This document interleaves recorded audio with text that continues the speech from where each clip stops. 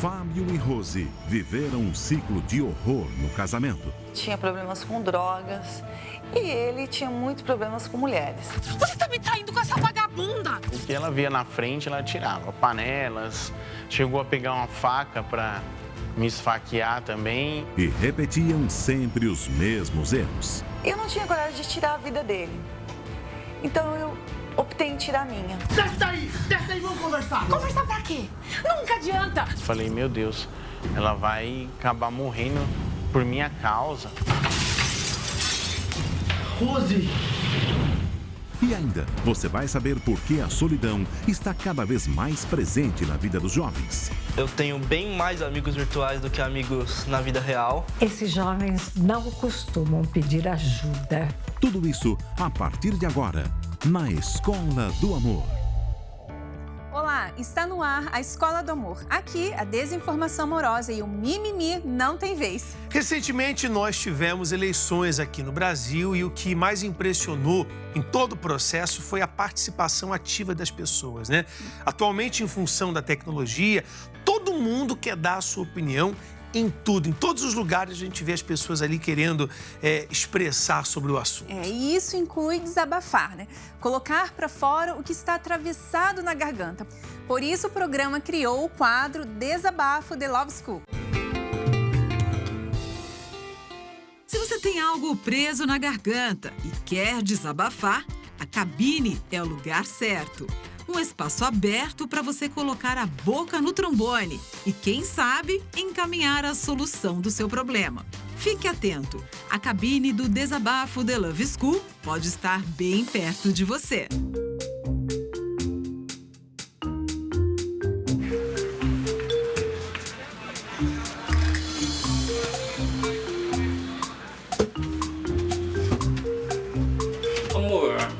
Deixa de ciúmes, né? Às vezes eu saio para trabalhar, chego tarde da noite, tudo bem que eu trabalho às vezes à noite, e aí ela tá com aquela cara, com aquele mau humor, mas meu bem, eu te amo. Sou casada há 2 anos com o Jason. O meu desabafo de hoje é que quando a gente briga, eu fico muito chateada, que ele fica uma semana sem falar comigo, e se eu não pedir desculpa, ele fica até 2. E eu queria que isso mudasse no nosso relacionamento. Eu converso com ele, mas ele fala que ele precisa de um tempo para mudar, para ser diferente.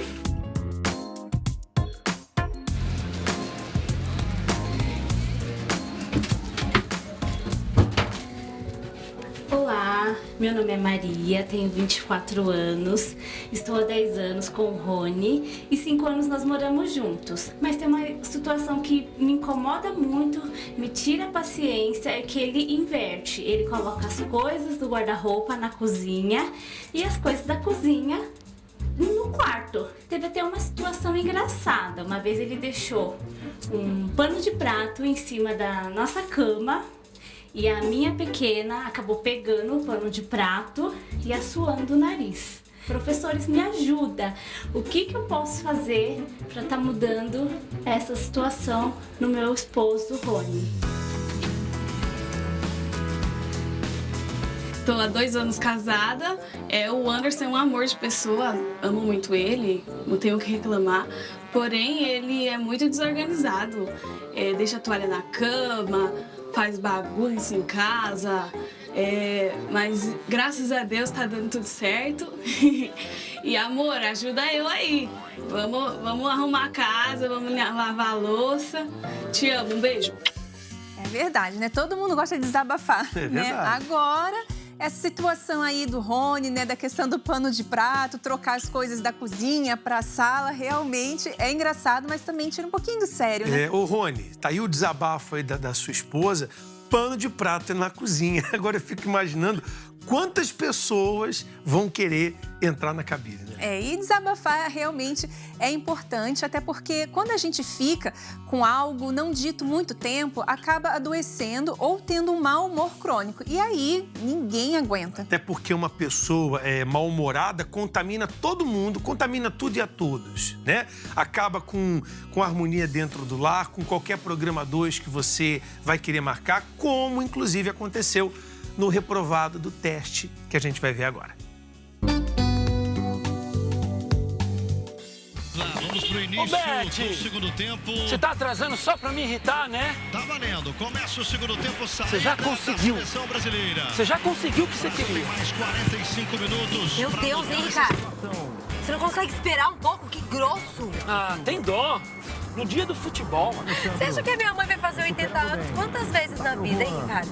Leandro Damião chegou pra tocar de cabeça. Idoso tem que comemorar de domingo. Tipo chá da tarde, eu já te falei. Você é muito sangue frio. Eu só espero que ninguém da minha família ouça você falando isso. Ficou preso na marcação do Jimenez. Ah, ele vai chutar, ele vai fazer esse gol. O time vai ganhar hoje, ele vai fazer. Chuta, chuta. É gol, gol. Não. Ai, na trave, eu não acredito nisso. Pena, não fez gol? Ele perdeu mais. Ai, que pena. Pronto. Agora a gente tá falando a mesma língua. Tá bom. Tá falando a mesma língua. Vai, Ricardo, você não tá afim de ir, né? Para esse carro, deixa que eu dirijo, vai. Eu tava super bem antes de você entrar no carro, tá? Meu time tava ganhando, a gente tava no horário, mas é sempre assim, né? Você chega, tudo acontece errado. Ai, como você é rabugento, né, Ricardo? Nossa, como você é grosso. E olha, eu vou te falar uma coisa. Você melhora essa cara, viu? Porque você não vai chegar no aniversário de 80 anos da minha mãe com essa cara que vai todo mundo morrer de medo de você. Morrer da gente, né? Morrer de medo da gente. Porque você com essa tromba de elefante aí, parece que a gente vai numa festa fantasia. Dirige direito? Mas que coisa... Para o carro, deixa que eu dirijo. Eu dirijo esse carro. Que saco.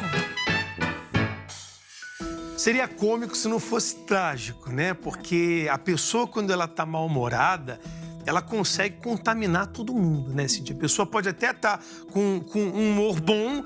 Quando chega o elemento, a pessoa mal-humorada, ela consegue estragar o clima, quebrar toda e qualquer situação. Ela muda o ambiente ali, né? Então, e a gente vê, é uma questão também muito importante, que vamos dizer assim, existe dois tipos de mau humor, vamos colocar dessa forma, né? Porque existe aquela fase, principalmente nós mulheres, vamos falar aqui bem de pertinho, né? Tem aquela fase do mês, aquele momento do mês que realmente tem os hormônios, muda um pouco, né, o humor. Só que existe o mau humor que é momentâneo, que é ali, sabe, no calor do momento. Só que nesse momento a gente também tem que saber como falar com as pessoas, a gente tem que olhar para dentro de si e pensar assim, tudo bem, eu tô de mau humor porque é questão do mês, ou porque eu tô irritada mesmo por causa do cansaço, um pouquinho do estresse, mas a pessoa que está ao meu lado não tem nada a ver com isso. Então, assim, eu tenho que aprender a me controlar e a falar de uma forma que não vai agredir a outra pessoa. Mas o maior problema, né, vamos dizer assim, o mau humor, que é o pior de todos, é aquele que é crônico, né? Que a pessoa sempre, todos os dias, todos os momentos, ela está de mau humor, né? Ela vê toda a situação de uma forma errada, com os olhos errados, né? E nós, mulheres, ditamos o humor dentro de casa, né? Então, se você é esposa, mãe, está em casa e você está de mau humor e isso é crônico, então você dita aquilo dentro de casa. Então, seus filhos ficam aborrecidos, o seu marido fica aborrecido, o clima, né, dentro de casa fica pesado, né? Você que tem esse mau humor que a Cíntia acabou de falar, esse mau humor crônico, você tem que buscar um autoconhecimento e um autocontrole. Porque você acaba machucando as pessoas, acaba ferindo as pessoas. E existem situações que acabam trazendo consequências permanentes. Desgaste no relacionamento, magoando alguém que você ama. E é muito fácil, depois de tudo, você falar assim, é porque eu sou assim mesmo. Não. Aprenda a dizer, eu sou assim mesmo, vírgula, eu posso melhorar. Eu sou desse jeito, vírgula, eu quero aprender a ser melhor. Com esse autoconhecimento, você desenvolve autocontrole, então a pessoa acaba melhorando o seu humor, tratando as coisas com mais leveza e evitando problemas. Os olhos dela mudam com respeito àquilo, né? Então, o clima fica realmente mais leve. Então, é possível, sim, vencer o mau humor, né? Porque, às vezes, sempre tem a desculpa. Não, as coisas são muito difíceis hoje em dia. Mas as coisas de fora não podem ditar o que está aqui dentro. Fica uma dica aí para os entre aspas, né, os rabugentos de plantão. É isso aí. E mudando um pouco de assunto, agora vamos falar sobre dinheiro. Tema difícil de trazer bom humor hoje em dia, né? Mas você vai ver que com o quadro Economia A2, que a gente fez junto com a Patrícia Lages, ela que é autora do livro Bolsa Blindada. Na dica de hoje, ela vai falar sobre a primeira ida dos recém-casados ao mercado e como ajustar o que cada um quer sem gastar mais. Confira. Você sabia que muitos casais se casam sem nunca ter falado sobre dinheiro? E aí a primeira ida ao supermercado já pode ser uma tremenda confusão. Isso porque cada um traz a sua bagagem. Digamos que o marido venha de uma família grande. Ele está acostumado com um carrinho cheio. A esposa, filha única, está acostumada a fazer uma comprinha pequena. Já pode dar aí muito atrito. Outra coisa é a questão dos gostos. Ela gosta de manteiga, ele gosta de margarina. Então, o que a gente faz? Compra os dois? Convence o outro do que é melhor ou do que é pior? Então, para diminuir essas áreas de atrito e ainda fazer economia, eu tenho muitas dicas para você. Bom, para não dar briga com esse negócio de carrinho cheio, carrinho vazio, o que vocês devem fazer? Será que é um dia levar o carrinho cheio para agradar um e no outro dia o carrinho vazio para agradar o outro? Não é bem por aí, não. O que vocês têm que fazer é pensar na demanda. É a demanda que vai dizer se você vai levar mais coisas ou menos coisas. Como é que você analisa a demanda? Imagina o seguinte, que você e o seu marido almoçam todos os dias fora de casa, lá no local de trabalho. Para que vocês vão comprar um monte de comida se vocês nem estão em casa para cozinhar, não é verdade? Então é melhor que vocês comprem lá uma fruta para levar para o trabalho, de repente até substitui a sobremesa, faz bem aí para a silhueta e também para o bolso. Um lanchinho para você levar à tarde, naquela horinha da fome, que também evita de você gastar. Isso é que vai determinar o que você vai colocar na sua lista e a quantidade de coisas que vocês vão colocar no carrinho. Eu tô aqui com a Jamália e o Valdinei. Estão casados já há quanto tempo? 20 anos. 20 anos. E vocês sempre fazem as compras juntos, né? Sim. E aí eu queria saber o seguinte, vocês já brigaram assim no supermercado? Tipo, não vai levar isso, né? Vou levar. Já saiu briga? Não. Nunca saiu briga? Em 20 anos? Então tem que ter um segredo. Qual que é o segredo? Conta pra nós. É a união da gente. Vocês têm união e a gente gosta das mesmas coisas, né? Confia das mesmas coisas. E o que você diria, assim, para um casal que tá em casa e que gostam de coisas totalmente diferentes? É no supermercado que eles vão decidir o que vai comprar? Não, não. É melhor resolver em casa. Antes de vir? É isso mesmo. E como é que vocês fazem para resolver o que vocês vão comprar antes de chegar aqui? Geralmente eu faço a lista, né? Tá com a listinha aí. Essa aqui é a tua lista. Deixa eu ver essa lista. Tá bonitinho. Gente, já com a quantidade. Tudo. Então, assim, sem divórcio, com lista de supermercado. E quanto aos gostos, o que você faz quando ela gosta de manteiga e ele gosta de margarina? Vão brigar lá na frente da gôndola? Nada disso. O que vocês podem fazer antes de vir para o supermercado? Até uma brincadeira. Jogo de afinidades. O que você gosta? Você gosta desse achocolatado ou daquele? Você gosta de manteiga ou de margarina? Que marca deste produto você prefere? E aí, para chegar num denominador comum, o que vocês podem fazer? Vão para a internet. Coloca lá o produto, vê qual é melhor para a sua saúde. De repente tem um que é mais caro, mas é melhor do que aquele outro que é mais barato. Tem um que é similar, então é melhor levar o mais barato do que o mais caro. Por que não? Gostou das dicas do Economia A2 de hoje? Tem alguma sugestão aí de tema para fazer o seu dinheiro valer mais? O que você vai fazer? Entra no nosso Facebook, facebook.com/Escola do Amor e deixa lá a sua sugestão para a gente trazer aqui nos próximos programas. Até mais! Obrigado, Patrícia. Agora, você não tem listinha, né? Não, é porque eu vou no mercado sozinha também, né? A gente, desde que a gente casou assim, dificilmente nós vamos juntos, né, ao mercado, né? Porque então eu que cuido, assim, das finanças, sou eu que vou lá no mercado, compro tudo certinho. Mas quando ele Eu sabia que ia sobrar pra mim. que já aconteceu da gente ir no mercado junto. Eu, particularmente, não gosto muito Obrigado. de ele vá no mercado. Porque quando a gente vai, ele, vamos levar isso aqui? Coisas que estão fora da lista, né? E se estão fora da lista, vai crescer. Lá na hora do caixa, vai crescer, né? Então, leva isso aqui, esse biscoitinho, esse chocolate aqui. E eu não compro essas coisas. É verdade. Quando eu vou com a Cíntia, eu acabo colocando umas coisas a mais. Tem coisa que eu coloco, ela só vai descobrir que eu coloquei quando chega na hora de pagar. E a dica pra dar certo isso, eu falo em cima da hora. Amor, tô indo no mercado, tá? E aí não tem aquela chance, não, eu vou junto. Eu sabia, eu tinha certeza que ia sobrar pra mim, mas fica a dica, dicas, né? Fica a dica aí pra todo mundo.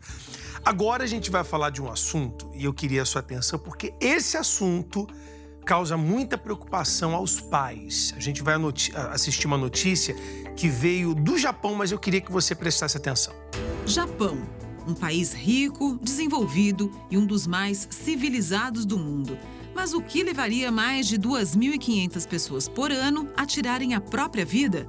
Segundo uma pesquisa realizada pelo governo, 20% comete suicídio por causas econômicas e 60% seriam por motivos de saúde, tanto física como mental, como a depressão. De acordo com a matéria do Asia News, os japoneses têm riqueza, tecnologia e um profundo vazio na alma. A sociedade japonesa focou no desenvolvimento material e relegou a espiritualidade e a religiosidade, levando as pessoas a se isolarem e se sentirem vazias, sem significado existencial. Mas, por incrível que pareça, os índices de suicídio começaram a cair logo após o trágico terremoto seguido de tsunami em 2011. Parece que a enorme onda de destruição levou os japoneses a se unirem, a refletirem mais sobre o sentido da vida. Mas eu queria falar que não é só no Japão que esse vazio, né, essa crise existencial que algumas pessoas têm e trazem tantos problemas, não é só lá. Aqui no Brasil, os jovens também têm entrado em depressão provocada pela solidão que a maioria, a gente tem visto isso, a maioria tem sentido. Mas o que estaria fazendo os jovens se isolarem tanto? As benditas relações virtuais? O medo de se expor? Problemas com os pais? São tantas perguntas, né, tantos questionamentos, a gente vai tentar entender melhor o que acontece nessa reportagem que o Valber e a Patrícia fizeram sobre esse assunto. Veja só.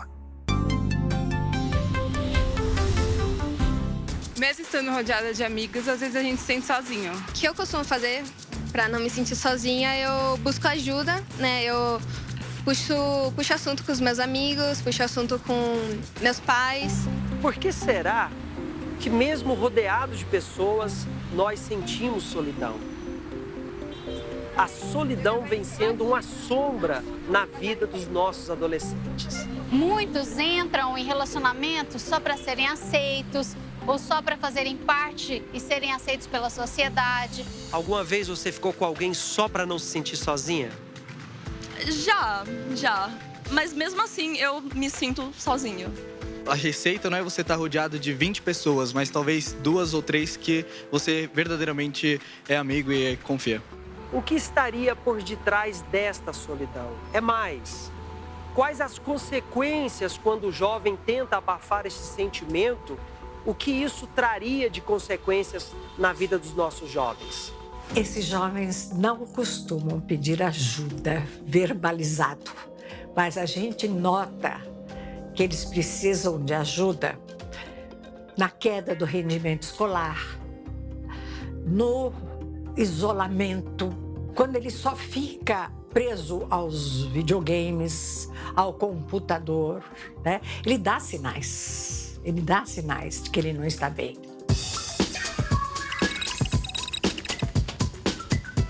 Eu tenho bem mais amigos virtuais do que amigos na vida real.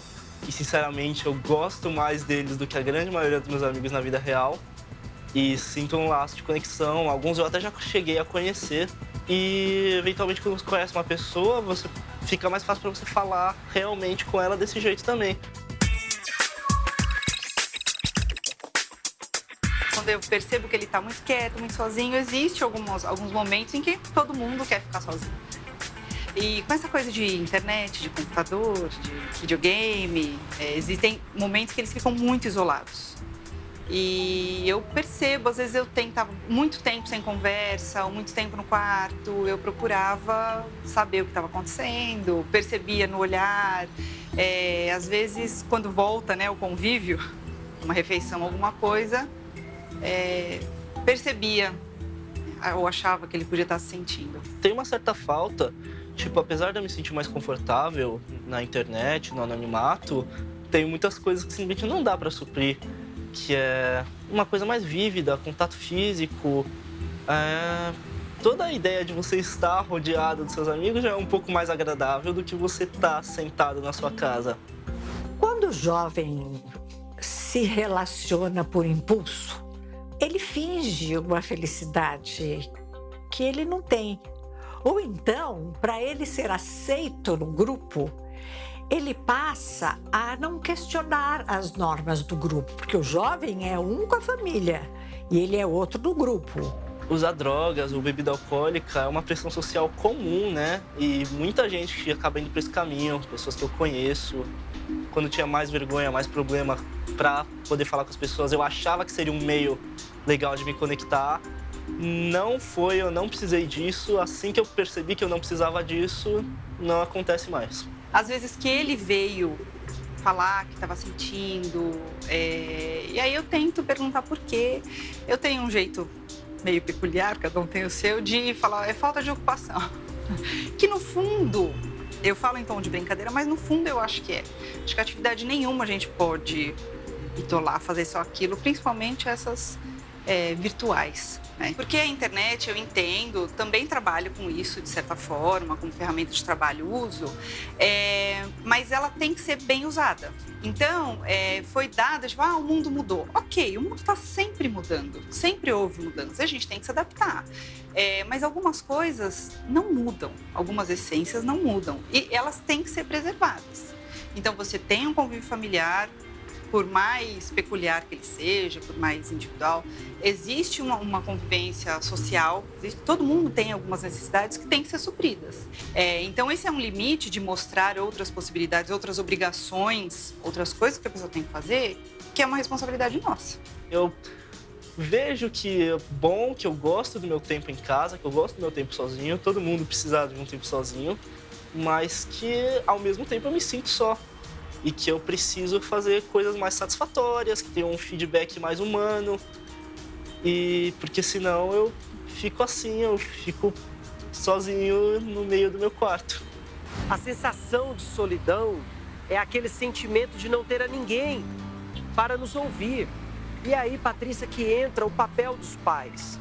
Com essa criança, ensinando ele a ter confiança neles, ouvindo o que ele pensa, o que ele sente. E a primeira referência que nós temos de proteção, de aceitação, são as pessoas que primeiramente nos escutam, que nos conhecem. E é muito importante que essa referência não seja tirada, para que eles não venham buscar, encontrar, saciar essa solidão fora de casa. Obrigado, Valber. Obrigado, Patrícia. Para quem não sabe, o Valber e a Patrícia estão à frente do Namoro Blindado nas escolas. É um projeto muito especial que leva a palestra para as escolas, para as escolas. Para mais informações, você pode entrar no nosso site. Agora, é importante salientar aqui, Cíntia, que com o advento da internet, aumentou essa conectividade com pessoas que estão longe. E a pessoa acaba não valorizando quem está perto. Por isso que, principalmente os pais, têm que ficar com uma atenção redobrada, né? O tempo mudou, os tempos mudaram. Essa geração de hoje estão vivendo coisas que nós não vivemos, então toda atenção é pouca. Agora, mudando um pouco o rumo da nossa conversa, você já deve ter ouvido a gente falar aqui que as histórias que mostramos são para quem está em casa aprender com os erros alheios e não precisar errar, certo? No próximo bloco, você vai conhecer um casal que se tornou mestre na arte de repetir os erros e o pior, não aprendia nada com eles. É rápido, não saia daí. Imagina acordar um dia e descobrir que se casou com a pessoa errada ou que perdeu seu grande amor porque você mesmo estragou o relacionamento. Ou ainda que você deixou ele passar e nem percebeu. Não corra o risco de ficar se lamentando o resto da vida. Leia o livro Namoro Blindado. Autores do best-seller Casamento Blindado, Renato e Cristiane focam neste novo livro na construção das relações para que as pessoas façam escolhas melhores, porque nunca é cedo ou tarde demais para aprender o amor inteligente. Para qualquer que seja sua fase, solteiro, viúva, enrolado, namorado, este livro ajudará a se situar no mundo cada vez mais complicado dos relacionamentos modernos. Adquira já o seu exemplar no site namoroblindado.com. Estamos de volta e o assunto central de hoje é repetindo os erros. Talvez seja um pouco grosseiro, né? O ditado que diz assim, errar é humano, mas repetir é burrice, né? É um pouco grosseiro, mas o fato é que repetir os erros não é nada inteligente de verdade. E errar para aprender é algo típico das crianças, que você diz que ela vai mexer em algo, que vai se machucar e mesmo assim ela vai lá e faz.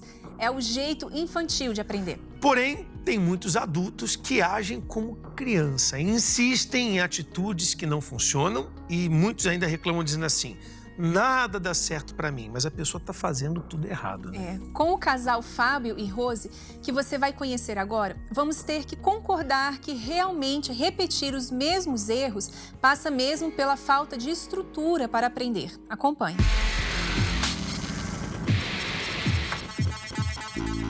Infância difícil.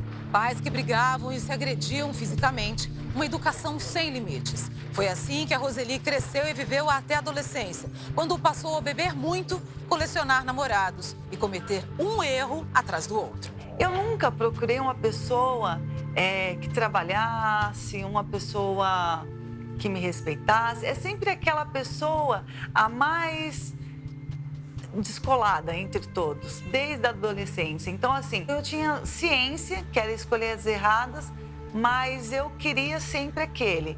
Até que aos 17 anos de idade, ela mudou de cidade com os pais e teve o primeiro relacionamento sério. E esse rapaz, ele era o mais descolado da escola. Comecei a namorar, com pouco tempo engravidei. Então eu nem sabia muito bem o que eu estava fazendo e quando eu engravidei eu tinha 17 anos de idade. Quando eu engravidei, para mim foi um choque, por quê?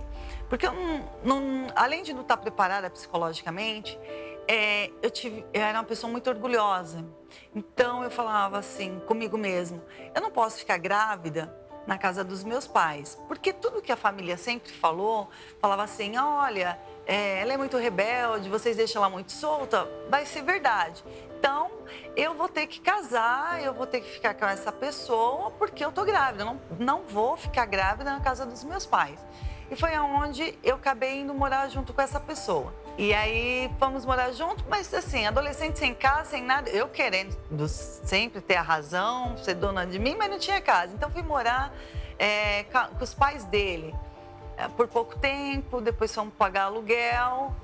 Então, a nossa vida começou a virar uma guerra, porque eu nem conhecia ele de verdade. Foi muito difícil, porque como eram muito imaturos, a gente brigava muito.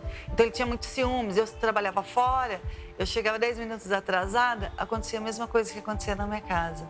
Ele começava com as agressões verbais, e eu sempre fui muito nervosa, então aí eu partia para cima. E aí ele revidava e acabava me machucando. A relação ficou insustentável e ela resolveu se separar. A Rose voltou a frequentar baladas e passar noites fora de casa. Quando eu me separei, eu fiquei uma adolescente piorada. Já não era mais adolescente, mas eu virei uma adolescente piorada. Então, tudo que eu não vivi, eu queria viver naquele ano seguinte. Então, eu saía 10 vezes mais, eu bebia 20 vezes mais, era tudo em excesso para mim. Então eu comecei a ser péssima mãe, porque eu saía de casa quase todos os dias, em busca de algo que nem eu sabia. E ela largava a menina comigo, a Nicole. Nicole era pequena, ela morava comigo. E ela saía. Ela não ligava, ela nunca foi uma mãe presente, sabe? Assim, de ligar, de se preocupar. Eu ficava triste, porque eu falava assim, nada nem ninguém me preenche, eu preciso arrumar alguém que me preencha. Porque nem a balada, nem a noitada, nem a bebida, nem as amizades, nada me preenchia. E foram, assim, praticamente uns 2 anos antes de conhecer o Fábio, que eu vivia assim. Ainda criança, o Fábio descobriu que o pai que o criou não era o pai biológico. E isso o revoltou. A família dele bebia muito e logo ele entrou no vício do álcool também. Daí, a se afundar no mundo das drogas, foi um pulo. Eu entrei no mundo das drogas quando eu comecei a trabalhar de motorista de ônibus, né? Aí, então, aí eu conheci a droga e aí comecei a passar a noite fora de casa. Então, mais ou menos com uns 19 anos, eu comecei a namorar, um relacionamento sério. E aí, então, com 2 anos de namoro, ela engravidou. Aos 19 anos, ele passou a morar com a namorada na casa dos pais. Mas o Fábio continuava a levar uma vida de solteiro e se afundava cada vez mais nas drogas. Nem a chegada da filha foi capaz de fazê-lo parar. Saía do serviço, chegava no outro dia com um dia claro, né? A minha filha foi crescendo e vendo o pai chegar também de manhã. Você tá lá com os amigos, você tá bebendo, vamos... Às vezes deu a hora de ir embora, não vamos embora não, vamos tomar mais uma ou vamos para outro lugar. Ou, vamos ficar mais um pouco, é cedo ainda. Então, acabava que eu ia fazendo as coisas, né? O pessoal ia sugerindo e aí eu ia junto, né? Cheguei a cometer traições. Por isso, quando eu chegava em casa, tinha discussões, brigas. E eu me sentia mal, né? Quando chegava em casa. Mas, quando era no outro dia, eu fazia tudo de novo. O nosso relacionamento era um relacionamento bom. Porém, eu queria estar casado, eu queria estar em casa, mas o vício me arrastava para fora de casa. Eu mesmo decidi sair de casa pelo fato de vê-la sofrendo, tanto ela quanto a minha filha, de vê-la sofrendo, então eu decidi que teria que sair de casa. Pouco tempo depois do meu divórcio, aí eu conheci a Rose.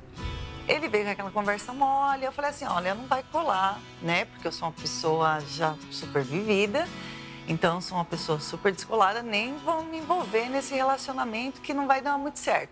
Mas como eu sempre ia pro relacionamento que eu sabia que não iria dar certo, eu acabei me envolvendo com ele, achando assim, não, eu vou me envolver com ele só por brincadeira, na hora que eu quiser eu saio. Fábio, quando a gente começou a namorar, tudo que eu falava pra ele, ele fazia pra me agradar. Eu falava, vou usar mais um. E aí, com 10 meses, eu acabei me engravidando novamente. E foi aonde eu falei assim, caiu o meu chão. O que eu vou fazer agora? Eu nem sei o que eu quero ainda. Então, foi mais uma vez um erro, né? Um ciclo de erros e atitudes não pensadas, né? E aí, então, me vi na mesma situação e aí, então, fomos morar junto. A prática que ele tinha no namoro, ele fez 10 vezes pior enquanto a gente foi morar esse período junto. Então, ele começou a beber mais, ele tinha problemas com drogas e ele tinha muitos problemas com mulheres. Os ciúmes dela era muito grande. Então, toda vez que eu ia trabalhar, ou que eu chegava um pouco mais tarde, ela achava que eu tinha outras mulheres, ela achava que eu estava traindo e aí ela começou a ir atrás de mim. Eu começava a sair de casa para ir em bar atrás dele. Eu saía à noite, de madrugada, eu pedia carona nos carros que eu nem conhecia, só para encontrar mais ou menos ele no bar que eu achava que ele estava.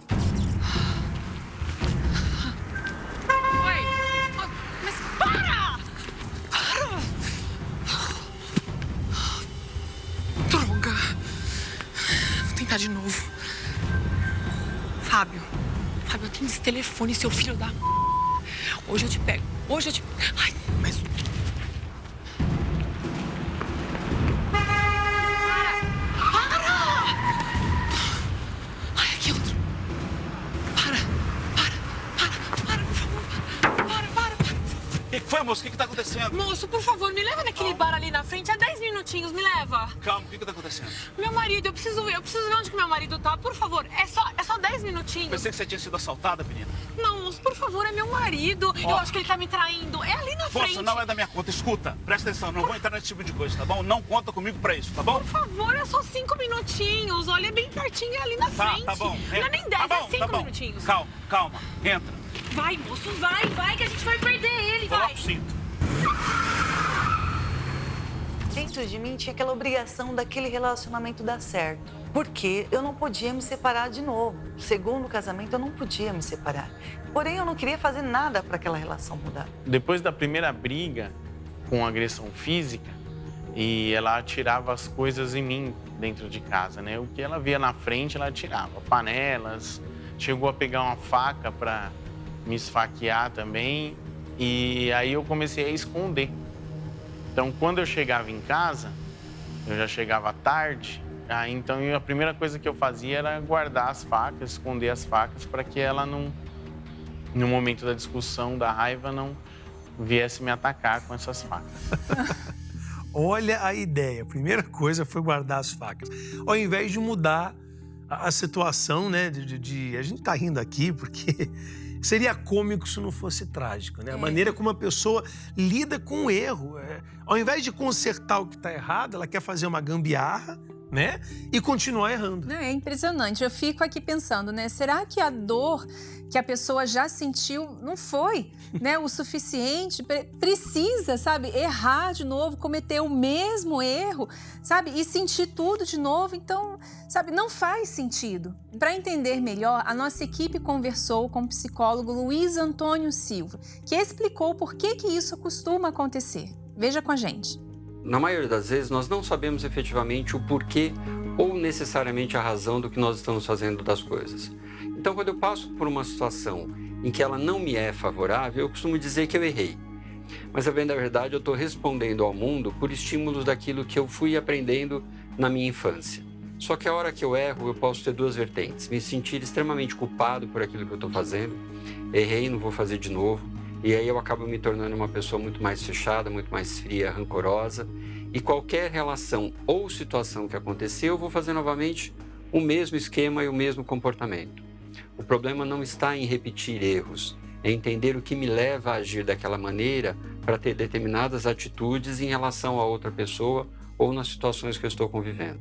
Palavra-chave para se sair melhor nos erros ou acertos, se podemos falar assim, é o autoconhecimento. É o quanto eu quero ter o melhor de mim para ser uma pessoa feliz no mundo onde eu vivo e onde eu estou interagindo para ter aquilo que eu desejo.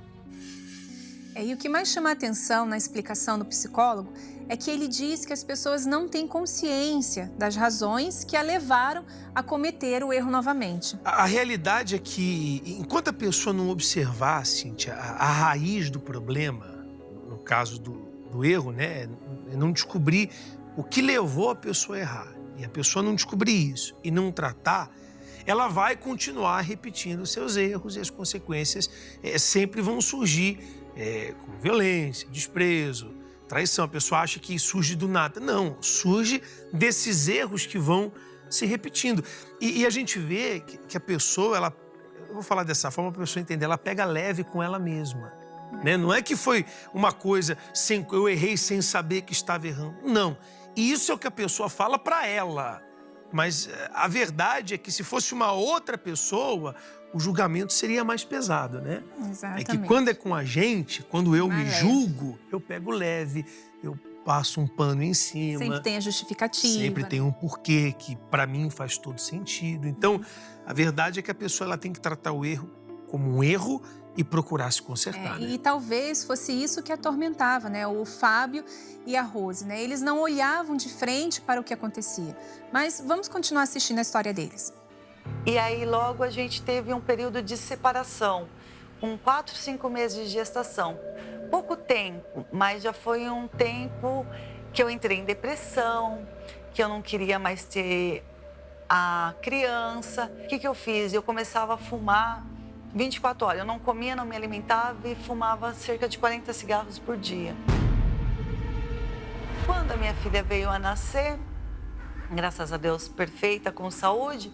Mas aí eu tive problemas. Eu fiquei alguns dias na UTI, porque eu realmente tive a trombose, tive uma parada cardíaca e eu quase morri.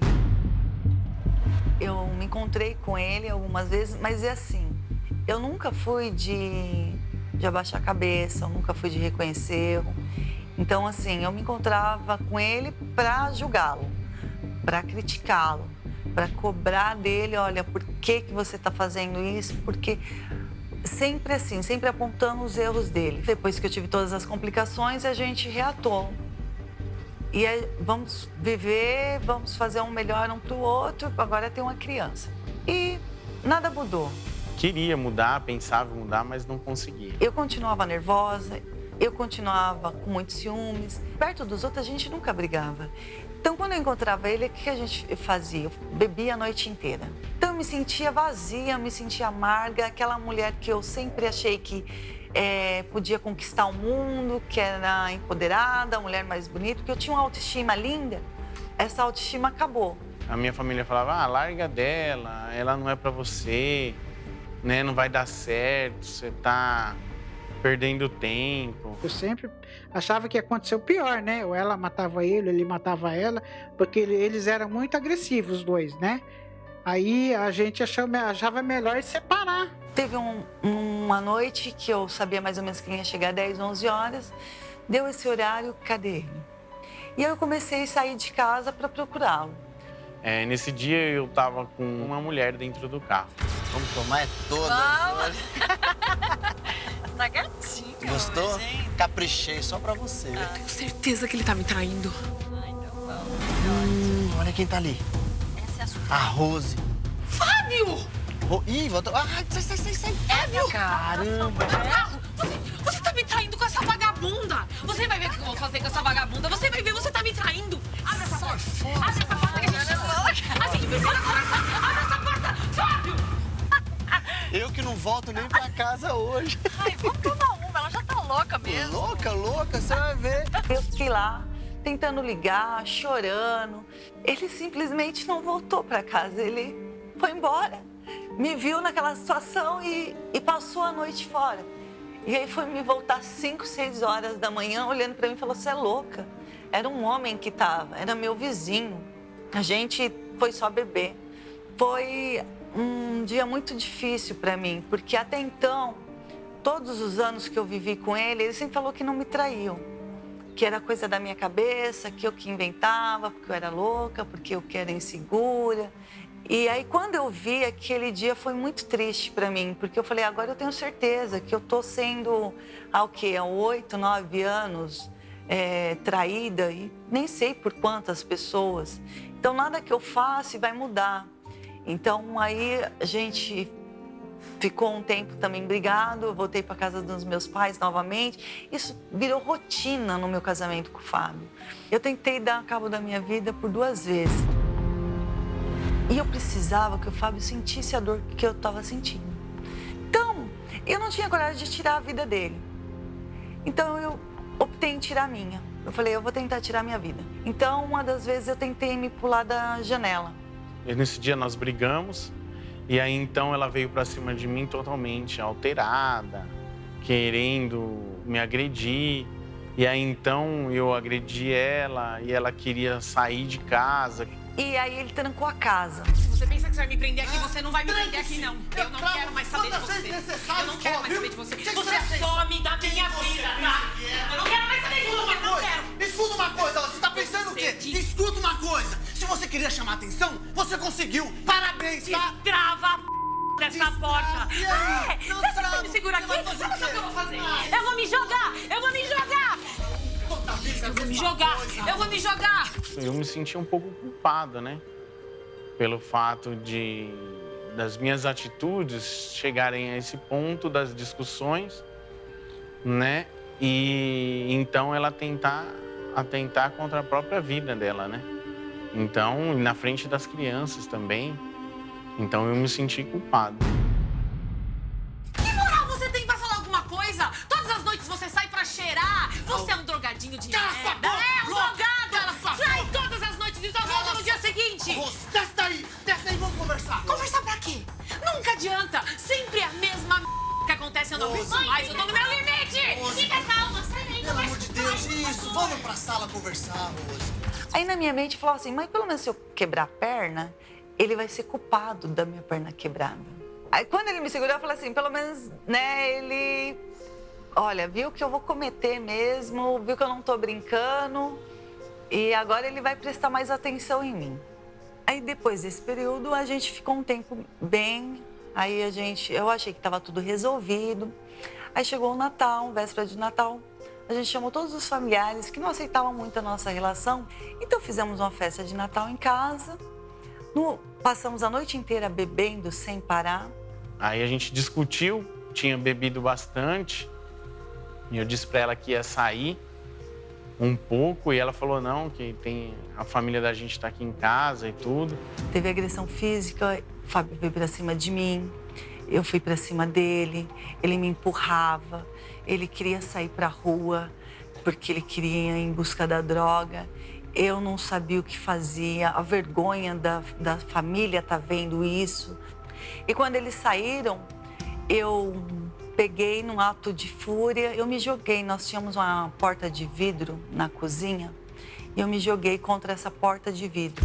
Você não vai sair daqui. Você não vai sair hoje. Eu vou sair sim. Sair. Em dia de Natal você vai sair pra procurar droga. Você não vai embora. Se você for embora, eu me mato. Cala sua boca. Você já ficou a noite toda me humilhando pra família, me chamando de É claro, hoje é Natal. Você quer sair em pleno Natal pra comprar droga. Que merda, você é um Você é um pai de merda. Você é um marido de merda. Preciso respirar. Você é uma merda. Não, Fábio, onde você vai? Fábio! Fábio! Encher o saco de outro. Toda vez a mesma coisa.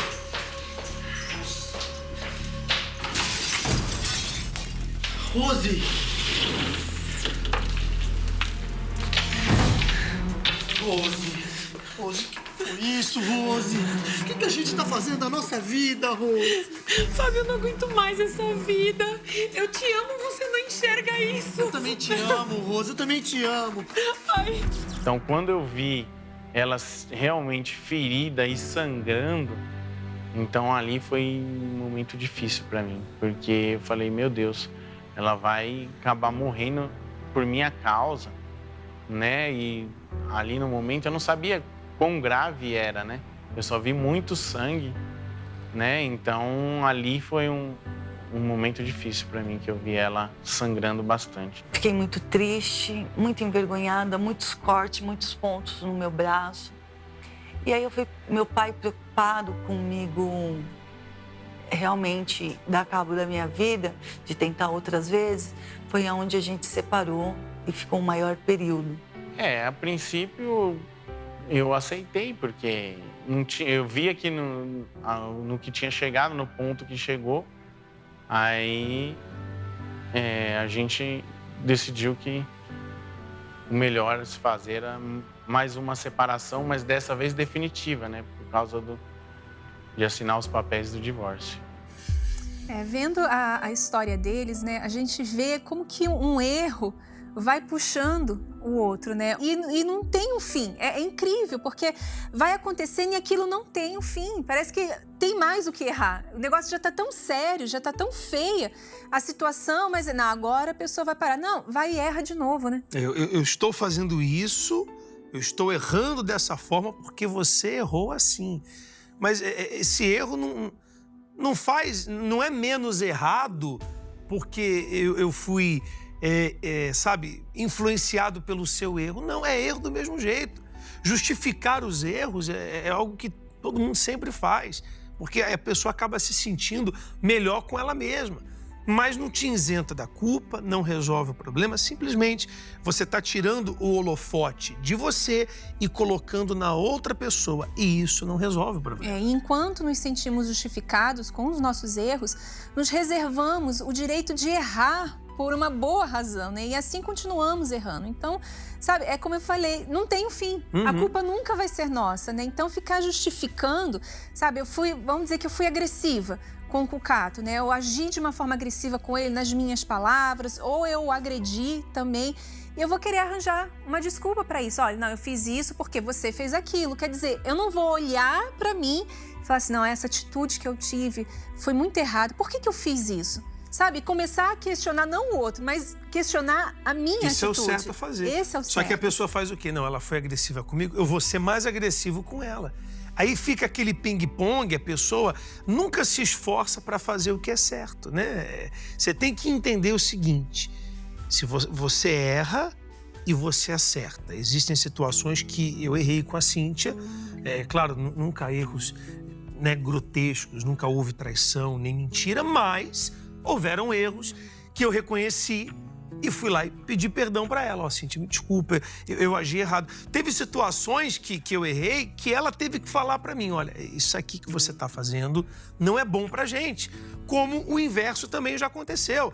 A Cíntia já pediu perdão para mim, né? Sim. Com respeito a erros que ela cometeu. E já houveram casos que eu tive que apontar. Porque às vezes a gente não enxerga exatamente isso, né? E ter o parceiro, né, o marido ou a esposa, mas também tem que dar ouvidos, né? Eu ia falar isso agora, tem que haver humildade. Porque tem gente que quando você fala que ela tá errada, ela vê isso como uma ofensa. Quer dizer que sou sempre eu errado da história. E no início eu fazia muito isso, A né? Cíntia fazia, eu não ia falar. Mas já que eu falei no início do programa, eu vou falar de mim também. No início, a Cíntia era assim. Eu apontava alguma coisa e ela, só eu que erro, você nunca tá errado. Cara, né? E fechava a cara, mas não é isso. Se tem alguém que quer o bem da relação, são os envolvidos nela. Sou eu e ela. A gente vai fazer de tudo pro nosso casamento sempre dar certo. Então, você tem que entender que há momentos que você vai errar, porque você não sabe de tudo. Existem erros que vão acontecer e você tem que ser homem, tem que ser mulher, para reconhecer o seu erro e se consertar. Não adianta também só reconhecer o erro, porque tem gente assim, né? Eu sou muito sincera. Quer dizer, estou reconhecendo que eu sou muito sincera, mas eu vou continuar assim, né? Fazendo errado. Não adianta. Não adianta, né? Porque os acertos e os erros só dependem de você. E somente quando o Fábio e a Rose pararam de se justificar e de colocar a culpa no outro, é que as coisas começaram a mudar. Você vai ver agora como que eles conseguiram parar de errar e deram um rumo novo às suas vidas. Vamos acompanhar. Na época que estavam casados, a Rose chegou a convidar o Fábio para juntos irem nas palestras. Mas ele não deu muita importância. Só depois que se viu separado, sozinho e perdido, é que você decidiu ir, né, Fábio? É verdade. Ela chegou a me convidar e eu não quis ir.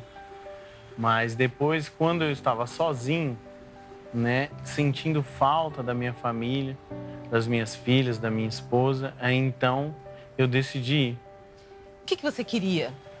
O que você procurava? Eu queria resgatar o meu casamento, a minha família, né? Eu queria resgatar o meu lar e também mudar, ser um homem melhor, né? E quando você foi, qual foi a primeira coisa que te chamou a atenção? Quando eu participei da primeira palestra, eu vi que o erro não estava nela, estava em mim. E você, Rose? Você já conhecia, você já sabia que essas palestras existiam, mas você também não tinha ido. Você convidou, ele não quis, você também ficou quieta. Ou você foi? Então, na verdade, eu já tinha ido há um tempo atrás, sozinha, antes do meu relacionamento com ele.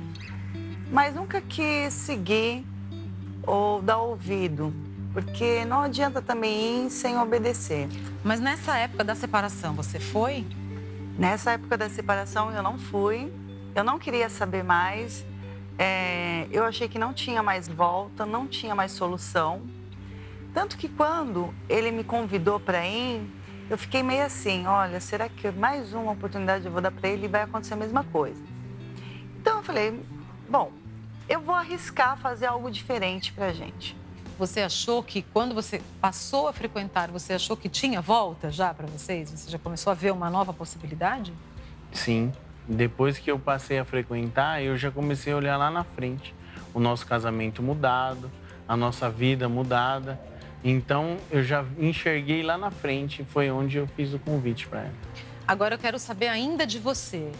Você continuava com a mesma vida de baladas, mulherada, drogas, quando você estava separado. Quando você passou a frequentar as palestras, você mudou? Então, isso, a partir do momento que eu comecei a ir, e aí o que eu ouvi foi que eu teria que mudar e obedecer, né? Então, a partir daí, O meu pensamento mudou, né? E as minhas atitudes também. E a tua reação? Minha reação, não, a princípio, foi desconfiada. Eu falei, é mais uma tentativa dele, porque sempre ele falava que ia mudar e não mudava, né? Então, a primeira reação foi muita desconfiança. Então, eu fui para tirar a prova. Vamos ver se muda mesmo. Vocês frequentaram durante quanto tempo até decidirem reatar o casamento? Por volta de uns 5 meses. Ele tinha ido um pouco tempo antes, sozinho, e que a gente começou a lutar os dois 5 meses. Na prática, o que mudou na rotina de vocês, como casal? Então, ele já saía do serviço, vinha direto para casa. Então, ele arrumou um emprego? Ele arrumou um emprego, ele montou a empresa dele. Então, ele saía do serviço, vinha direto para casa. Ele me ligava várias vezes ao dia, mesmo eu não pedindo. Olha, como você tá? Você tá bem? Eu tô com saudade, quero te ver. Então, a gente se falava com carinho, falava ansioso para um ver o outro. Então, já tinha mudado completamente isso. E para você, Fábio? O que você notou de diferente nela? A maneira de falar comigo, a maneira de me receber quando eu chegasse em casa, né? Então, ela passou a me ajudar com os problemas do trabalho, ela passou a conversar mais comigo a respeito do que era necessário em casa. Então, a conversa, o diálogo foi a principal mudança, né, que eu vi nela. Mas teve outras coisas também em casa, né, com as nossas filhas também. Ela mudou o tratamento com as meninas, dando mais atenção tanto para as meninas quanto para mim. Então, essa foi uma das principais mudanças. E aquela necessidade que você tinha de sair todos os dias quando seu telefone tocava com um convite? Não, agora a necessidade que eu tenho é de voltar para casa, né? Eu não vejo a hora de voltar para casa e estar com a minha esposa, com as minhas filhas. Então, esse hoje é a minha necessidade. Viram que caminhada árdua dos dois? Mas eu pergunto para você aí de casa, como que você está vivendo? Já cansou de errar ou precisa sofrer mais um pouquinho ainda? Você tem que entender, a exemplo da história do casal, que você pode mudar, sim, o roteiro da história da sua vida. Você precisa entender o seguinte: se existem erros, você precisa reparar esses erros. Se eles não foram reparados até agora, é porque você não sabe a maneira como você deve agir, como aconteceu com eles, né? Quando ele veio, ele pensou assim, ela tem que mudar, a Rose tem que mudar. Mas ali na palestra, ele ouviu e os olhos dele foram abertos para os seus erros. Aí ele entendeu, não, pera lá, eu tenho que mudar. Porque a pessoa diz, eu já tentei de tudo. Não, você tentou de tudo que você sabe, mas tem coisas que você não sabe e que você vai aprender chegando aqui nas palestras presenciais que acontecem às quintas-feiras. E é importante isso. Às vezes a pessoa fala assim, não, eu não vou lá na palestra para ficar ouvindo eles apontarem o meu erro. Não, não é isso.